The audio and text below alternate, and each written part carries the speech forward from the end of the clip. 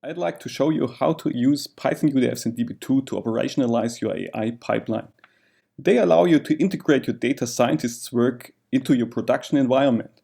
That means you can go seamlessly through the stages develop, test, deploy, and then run your AI at scale in Db2.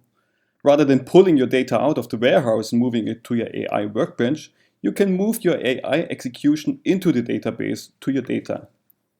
In the recent years, Python has become by far the most popular programming language in the AI space. It offers a rich environment of open source libraries that data scientists love and use for their work. With Python UDFs, data scientists can continue to use all this in their favorite development environment and then easily move the execution into Db2. Let's give an example of how this can look like. We have some sample data from a telco customer, and some of these customers have resigned from their contract in the past.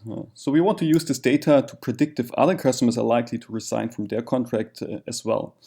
So we have data like how many international calls did they do, how much were their charges, how many time did they spend in the day, the evening, or the night on the phone, stuff like that.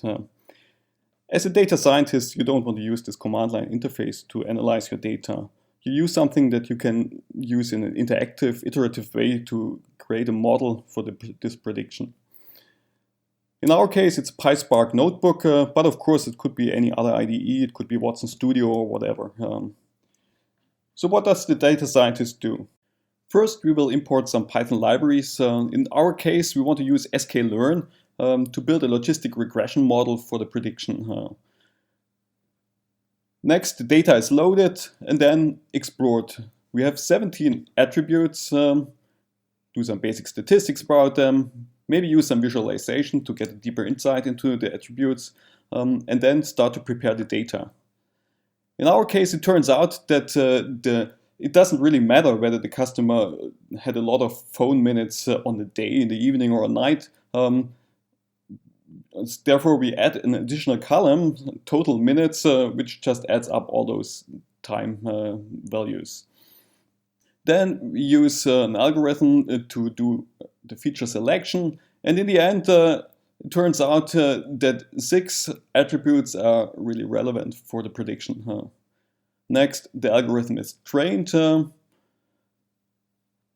we do some fine-tuning of the hyperparameters and optimize the model. Ultimately, we come to a model, do an assessment, and figure out the accuracy. In our case, it's 89%. Not too bad, but not really great yet. But it's good enough to go ahead. And finally, the model is saved into a file, which is then moved over to the Db2 database.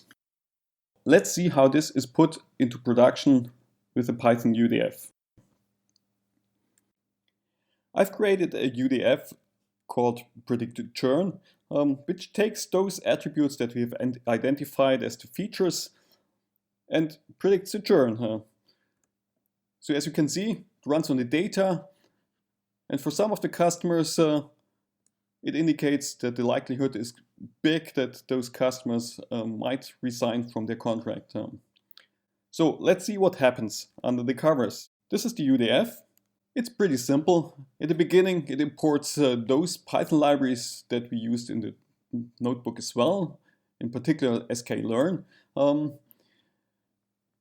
It is basically 2 steps. One is preparation of the data, where we set up this additional column, total minutes, and then a second step, doing the prediction, which is simply calling the model prediction. If you get new data or an updated model, it's pretty simple. We just export it, load it up to the Db2, and the UDF will use this new model and do the prediction based on the improved model. So to summarize, with Python UDFs, data scientists can use their familiar development environment and the Python programming language to do their work. This AI pipeline is extended into Db2, where the resulting analytics procedures can be executed at scale using Python UDFs in Db2.